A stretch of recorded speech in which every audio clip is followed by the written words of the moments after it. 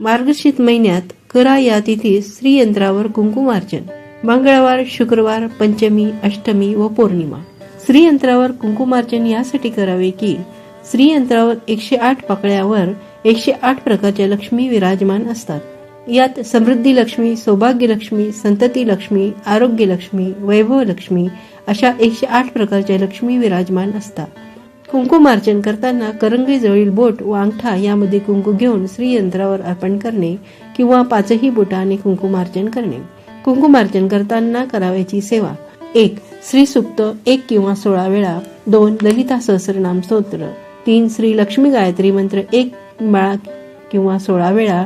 4. कमलात मंत्र 1 माळ किंवा 16 वेळा.